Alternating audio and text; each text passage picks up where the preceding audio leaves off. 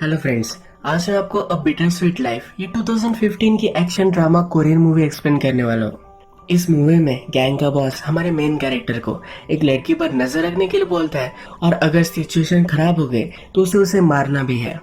इसी लड़की की वजह से आगे चीजें कॉम्प्लिकेटेड हो जाती है। तो आगे क्या होता है ये हमारे एक्सप्लेनेशन में हम जानेंगे। तो चलिए शुरू करते हैं। मूवी स्टार्ट होती है और हमारा मेन कैरेक्टर जिसका नाम है सुनवो, ये हमें एक स्टोरी सुनाता है। इस स्टोरी में एक छोटा लड़का अपने टीचर से पूछता है। वो पूछता है कि झाड़ पर ये जो पत्ते लहराते हैं इसके पीछे रीजन क्या है, क्या ये अपने आप लहराते हैं या हवा की वजह से लहराते हैं। टीचर छोटे लड़के को कहते हैं ये दोनों गलत है, एक्चुअल में ये तुम्हारा मन है जो डोल रहा है। ये स्टोरी यही खत्म होती है और हमारा मेन कैरेक्टर सनवो हमसे इंट्रोड्यूस होता है। सनवो एक गैंग के लिए काम करता है और रेस्टोरेंट संभालने का काम उसे असाइन किया गया है। हर रात की तरह एक रात वैसे होटल मैनेज कर रहा होता है। कुछ लोग होटल में आते हैं पर वो जरा लेट होते हैं और वहां से जाने का नाम भी नहीं लेते। वो ट्रबल क्रिएट कर रहे थे तो सनवो को बुलाया जाता है। सनवो उन लोगों से कहता है कि उसे होटल बंद करना है तो वो चले जाए, पर ये लोग मानने वाले नहीं। सनवो 3 तक काउंट करता है पर फिर भी ये लोग नहीं जाते। इन सबको बहुत मारता है और बाहर निकाल देता है। इसके बाद नेक्स्ट सीन में सनवो अपने बॉस से बात कर रहा है, ये हम देख सकते हैं। सनवो के बॉस के पास एक प्रॉब्लम है। ये जो होटल सनवो चलाता है ये किसी और गैंग के मेंबर को चाहिए।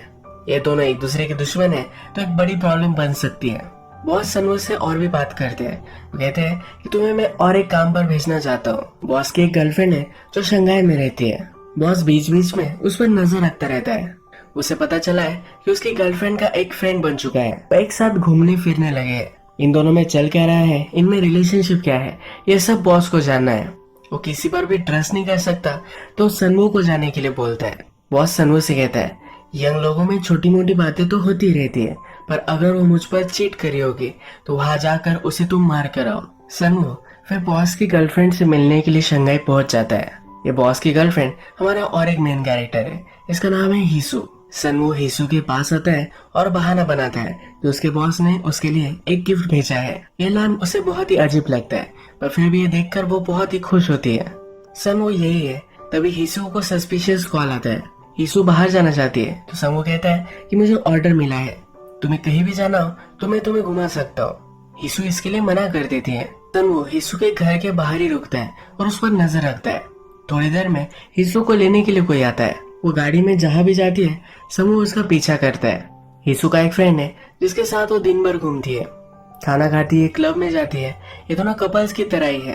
रात में हिसू का फ्रेंड उसे छोड़ देता है और वो अपने घर चला जाता है। हिसू नोटिस करती है कि सनवो उसका पीछा कर रहा है। इसके बाद नेक्स्ट सीन में हम देखते हैं कि सनवो और उसका फ्रेंड बातें कर रहे हैं। वो सनवो से कहता है कि जिन लोगों को तुमने मारा था वो हमारे ऑपोजिट गैंग के मेंबर थे। ये वही ऑपोजिट गैंग है जो होटल बाय करना चाहता है। इनके बॉस का नाम प्रेसिडेंट बिग है। बिग का सनवो के फ्रेंड को बहुत बार कॉल आ चुका है। सनवो इसमें इंटरेस्टेड नहीं होता क्योंकि उसे ये होटल सेल नहीं करना है। सनवो और उसका फ्रेंड बात कर रहे हैं तभी फिर से बिग का कॉल आता है। सनवो एक कॉल उठाता है। वो बिग से कहता है कि अगर तुम्हें मुझसे कुछ भी बात करनी है तो आकर फेस टू फेस करो, वैसे फोन पर बात नहीं करने वाला। बिग जब सनवो से बात कर रहा था तब उसके आदमी उसके आसपास थे। सनवो ने बिग का कॉल काट दिया। इस पर बिग का आदमी हंसने लग जाता है। बिग को बहुत गुस्सा आता है और उसको फोन से वो मार देता है। बिग भी हमारा बहुत ही डेंजरस कैरेक्टर है। सनवो रात में घर पर आता है पर आज उसे नींद नहीं आती। वो हिसू के बारे में ही सोचता रहता है। हिसू उसे बहुत ही ब्यूटीफुल लगी थी। रात में उसे बहुत ही लेट नींद आती है। तब हिसू का उसके फोन पर मैसेज आया है। हिसू को कुछ काम है तो उसे उसने मिलने के लिए बुलवाया है। सनवो भी जल्दी से रेडी होता है और वहाँ पहुँच जाता है। ये दोनों लंच के लिए जाते हैं। हिसू सनवो से जरा डरती है तो उससे पूछती है क्या तुम वसूली करने वाले हो, यानी कि कोई पैसे नहीं देता तो क्या तुम्हें भेजा जाता है। सनवो कहता है कि ऐसा कुछ भी नहीं है, मैं एक होटल संभालता हूँ, बस उतना ही काम मैं करता हूँ। सनवो बहुत ही शाय होता है तो ज्यादा बात नहीं कर पाता। हिसू से कहती है कि तुमसे बात करना है बहुत ही बोरिंग है। जब इनका लंच खत्म होता है तो मॉल में हिसू एक लैम्प देखती है जो उसे बहुत पसंद आता है। वो उसकी प्राइस पूछती है पर प्राइस की वजह से इसे लेना कैंसिल कर देती है। ये फिर एक दूसरे से गुड बाय लेते हैं पर सनवो दिन भर हिसू का पीछा करता रहता है। हिसू बहुत ही ब्यूटीफुली चेलो बजाती है तो ये भी सनवो देखता है। सनवो को फिर उसके फ्रेंड का कॉल आता है। बिग उसके होटल में आ चुका है, ये उससे बात करना चाहता है। बिग सनवो से कहता है कि हमारे बीच कुछ मिसअंडरस्टैंडिंग है जो दूर हो सकती है। सन्नू कहता है कोई मिसअंडरस्टैंडिंग नहीं है, तुमने तुम्हारे आदमी को मुझे धमकाने के लिए भेजा था, तुम्हें क्या लगता है तुम कुछ भी कर सकते हो। ये कहकर वो बिग को वहाँ से निकाल देता है। ये कहकर वो वहाँ से चला जाता है। हिसू जहाँ प्रैक्टिस करती है तो वहाँ सन्नू रात में उसे मिलने के लिए आता है और वहाँ ऑलरेडी हिसू का एक फ्रेंड है। सन्नू फिर से हिसू और उसके फ्रेंड का पीछा करता है। हिसू का फ्रेंड उसे घर पर ड्रॉप कर वहाँ से चला जाता है। सन्नू थोड़ी देर तक वहीं रुकता है और फिर वहाँ से निकल जाता है। सन्नू जब फोन पर बात कर रहा है तभी एक गाड़ी से उसका एक्सीडेंट हो जाने वाला था। वो आगे जाता है तब उसे रियलाइज होता है कि जिस गाड़ी से उसका एक्सीडेंट होने वाला था ये गाड़ी हिसू के फ्रेंड की थी। वो ऑपोजिट डायरेक्शन में जा रही थी। इसका मतलब है हिसू को मिलने के लिए फिर से उसका फ्रेंड आया था। सन्नू जल्दी से हिसू के अपार्टमेंट तक पहुंचता है। जैसा उसे लगा था वैसा ही हुआ है। वो बिना कोई आवाज करे अपार्टमेंट में घुस जाता है। हिसू का फ्रेंड भी यही है। अब कंफर्म हो चुका है कि हिसू और उसके फ्रेंड में रिलेशनशिप थी। जो बॉस को लग रहा था वो सब कुछ सही था। सन्नू को इंस्ट्रक्शन मिले हैं हिसू अगर चीट करी होगी तो उसे मार डालना है। हिसू के फ्रेंड को सन्नू बहुत मारता है। हिसू रो रही होती है तो सन्नू को भी बुरा लगता है। बहुत दिनों से वो हिसू का पीछा कर रहा था तो एक तरफा उससे वो प्यार करने लग गया है। वो उसे मार नहीं सकता। वो सोचता है और हिसू को और एक सेकंड चांस देना चाहता है। वो कहता है कि तुम लोग जो भी तुम्हारी रिलेशनशिप है अब इसे तोड़ दो। आज जो भी सब हुआ है ये सब मैं भूल जाऊंगा। हिसू का बॉयफ्रेंड वहाँ से चला जाता है। हिसू बहुत रोती है और सन्नू से कहती है ये जो तुम कह रहे हो ये पॉसिबल नहीं है। मैं उससे बहुत प्यार करती हूँ और मैं उसे भुला नहीं सकती। सन्नू उसे समझाने की कोशिश करता है। वो कहता है कि तुम्हारा सब कुछ अच्छा हो इसीलिए मैं सब कर रहा हूँ। हिसू ये मानने के लिए रेडी नहीं है। वो उसे निकल जाने के लिए कहती है। हिसू को नाराज देखकर सन्नू भी बहुत ही गुस्सा हो जाता है। वो जब घर पर आता है तो पार्किंग लॉट में उसका कोई वेट कर रहा है। सन्नू अपनी गाड़ी से बैट निकालता है और पार्किंग लॉट में के आदमी से कहता है कि तुम्हें अगर फाइट करनी है तो जल्दी से स्टार्ट करते हैं। ये आदमी पीक ने भेजा है। ये कहता है कि सिर्फ तुम्हें 3 शब्द बोलने हैं कि मैं गलत था, यानी कि उसे सॉरी कहना है। अगर सन्नू ने पीक को सॉरी कह दिया तो सब कुछ यही खत्म हो जाएगा। पीक अपनी इंसल्ट को भूल जाएगा। पर सन्नू ये नहीं करने वाला। वो उस आदमी को बाहर में जाने के लिए कहता है। इसके बाद नेक्स्ट सीन में हम देखते हैं कि सन्नू का बॉस हिसू के पास आता है। हिसू आज उससे सही से बात नहीं कर रही। बॉस को समझ जाता है कुछ ना कुछ तो गड़बड़ है। जिस घर में हिसू रह रही है, सन्नू के बॉस ने हिसू को जो घर दिया है इस घर से भी वो निकल जाने वाली है। बॉस हिसू से कहता है कि तुम किसी भी चीज से नहीं डरती, इसी वजह से मैं तुम्हें बहुत लाइक करता हूँ। वो हिसू को धमकी देता है। वो कहता है कि तुम जब यंग होती हो तुम्हारे पास बहुत सारा पेशेंस होता है, पर अगर एज बढ़ता गया तो पेशेंस से तुम लूज करते हो। यानी कि हिसू ने अगर कुछ ट्राई किया तो बॉस अपना पेशेंस लूज कर सकता है और हिसू के साथ कुछ भी कर सकता है। नेक्स्ट सीन में हम देखते हैं कि सन्नू सोया हुआ होता है और उसके पास कुछ लोग आ जाते हैं। ये उसे बहुत मारते हैं। एक जगह पर उसे उल्टा लटकाया हुआ है। सन्नू बहुत ही इंजर्ड है। थोड़ी देर में पीक उसे मिलने के लिए आता है। बिग कहता है कि तुमने बहुत बड़ी मिस्टेक कर दी है। सन्नू उस पर हंसा था तो बिग कहता है कि अब हंसो, तुम्हारी हंसी कहाँ गई।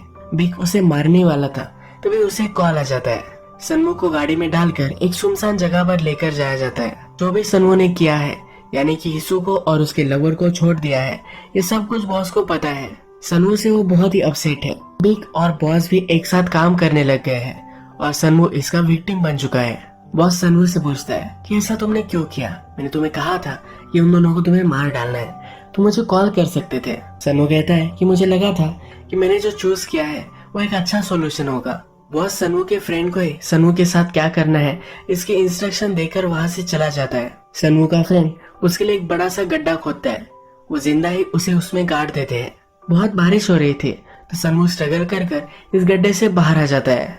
बाहर सन्नू का फ्रेंड उसका अभी भी वेट ही कर रहा था। सन्नू अपने फ्रेंड से कहता है कि मेरी लाइफ के साथ तुम गेम्स मत खेलो। उसके फ्रेंड को इससे कुछ भी फर्क नहीं पड़ता। फ्रेंड फिर सन्नू को सेल फोन देता है। वो कहता है कि 15 मिनट में तुम्हें बॉस का कॉल आएगा। तुम्हें बॉस को जो भी सब कहना है तुम उस पर उसे कह सकते हो। सन्नू फिर बॉस को कॉल लगाता है और बात करता है। बात करने के बाद अपने फ्रेंड को मोबाइल देता है। फ्रेंड नोटिस करता है कि इस मोबाइल में तो बैटरी है ही नहीं, यानी कि कॉल लगा ही नहीं था। सन्नू मोबाइल की बैटरी से ही अपने फ्रेंड की आंख फोड़ देता है। वहाँ पर बहुत सारे लोग थे। सब लोगों को मारकर वहाँ से निकल जाता है। इसके बाद नेक्स्ट सीन में हम देखते हैं सन्नू का बॉस और बीक के बीच में मीटिंग चल रही है। बॉस इसी मीटिंग में एक स्टोरी सुनाता है। वो कहता है कि बहुत ही ब्रिलियंट लड़का था जो मेरे लिए काम करता था। उसने एक दिन एक गलती कर दी। वो एक छोटी सी गलती थी मैं सिर्फ चाहता था कि इस गलती को एडमिट कर ले। उस लड़के ने उसकी गलती को एडमिट नहीं किया, इसी वजह से उसे मुझे मार डालना पड़ा। गलती छोटी है या बड़ी, इससे कोई फर्क नहीं पड़ता। अपनी गलती को उसे मान लेना चाहिए था। सनू को लगता है कि उसने जो किया वो सही किया और वो एडमिट नहीं कर रहा कि उसने गलती की है। इसी वजह से उसका बॉस उस पर बहुत नाराज है। सनू भाग चुका है तो अब ये सिचुएशन और भी खराब हो गई है। सनू अपने फ्रेंड को कॉल करता है और उससे कुछ पैसे मांग लेता है। सनू भी पहले गैंग का ही मेंबर था, तब उसे सब कॉन्टैक्ट्स वगैरह मालूम है। अपने खुद के बॉस से ही उसे लड़ना है तो बहुत सारी गन्स लगेगी। एक सप्लायर को कॉल कर उसे एक जगह मिलने के लिए बुलाता है। इस सप्लायर को पैसे देता है, पर इस सप्लायर बहुत ही सस्पिशियस है। उसे लगता है कि सनू शायद पुलिस के लिए काम कर सकता है। सप्लायर फिर खुद के बॉस के पास सनू को लेकर आता है। सनू अपने गैंग के बारे में सप्लायर के बॉस को कहता है। सप्लायर फिर उसे गन देता है। एक नई गन है जो बहुत ही इफेक्टिव है। इसे खोलना कैसे, फिर से जोड़ना कैसे है, ये सब उसे सिखाता है। सप्लायर का बॉस कंफर्म करने के लिए होटल में कॉल लगाता है, तभी उसे सब कुछ सिचुएशन पता चल जाती है। सनू को उसे मार डालना है, ये उसे इंस्ट्रक्शन दी जाती है। सनू फिर सप्लायर ने जो उसे गन दी थी, इसी गन से वह सब लोगों को मार डालता है। रात में वो डायरेक्टली बिग के पास आता है। बिग को लगा था कि सनू अब तक मर चुका होगा, तो उसे देखकर बहुत ही सरप्राइज होता है। सनू कहता है कि तुम्हारी स्माइल कहाँ गई, अब तो तुम नहीं हंस रहे। बिग कहता है कि हम लोग प्रोफेशनल है, प्रोफेशनल की तरह लेते हैं। मैंने तुम्हारे साथ जो भी किया वो एक बैड मेमोरी समझकर तुम भूल जाओ। सनू कहता है कि बैड मेमोरीज तो तुम भुला सकते हो, पर किसने तुम्हारे साथ वो किया था उसे तुम पनिश भी तो कर सकते हो। बिग उसके पास आकर उसे समझाने की कोशिश करता है। सनू का ध्यान नहीं होता, तभी बिग एक चाकू निकाल कर सनू के पेट में डाल देता है। बहुत सारे वार उस पर करता है। सनू बहुत ही इंजोर हो जाता है। गन निकालता है और बिग को मार डालता है। सनू हिस्सू को कॉल लगाता है। वो कैसी है, क्या कर रही है, ये सब उसे जानना है। उसने सिर्फ हिस्सू की आवाज सुन ली, ये भी उसके लिए इनफ होगा, पर हिस्सू उसका कॉल मिस कर देती है। हिस्सू जब घर पर आती है तब उसके लिए गिफ्ट आया हुआ है। ये गिफ्ट सनू छोड़कर गया था। हिस्सू देखती है तो इसमें एक लैंप है, जो लैंप उसे मॉल में पसंद आया था। सनू को पता था कि हिस्सू को लैंप पसंद है। सनू अपने वुंड्स पर मलहम पट्टी करता है। उसके फ्रेंड ने उसको दगा दिया था तो उसे मार कर आता है। इसके बाद डायरेक्टली अपने बॉस के पास पहुंचता है। उसका बॉस उसे कहता है कि इस चीज को ज्यादा तुम बढ़ाओ मत। सनू कहता है कि अब ये मेरा लास्ट स्टॉप है, यहाँ से मैं कहीं भी नहीं जाने वाला। वो अपने बॉस से पूछता है कि मैंने 7 साल तक कुत्ते जैसे तुम्हारे लिए काम किया है, तुमने मेरे साथ ये क्यों किया। बॉस कहता है कि तुमने मुझे इंसल्ट किया। सनू को ये रीजन पसंद नहीं आता। वो कहता है कि सचमुच में रीजन क्या था ये तुम मुझे बताओ, इतना सब कुछ गलत कैसे हो गया, क्या तुम सचमुच में मुझे मार डालने वाले थे। बॉस कहता है तुम्हें हो क्या गया है, क्या तुम हिस्सू की वजह से ये सब कर रहे हो। सनू को गुस्सा आता है और बॉस को मार डालता है। ये हम देखते हैं कि सनू को पीछे से गोली लगती है। ये बिग के आदमी है जो सनू के बॉस को और उसकी गैंग को मारने के लिए आए थे। सनू भी यहाँ है तब उसे भी वो गोली मारते हैं। इन दोनों गैंग्स में गोलियां चलती है।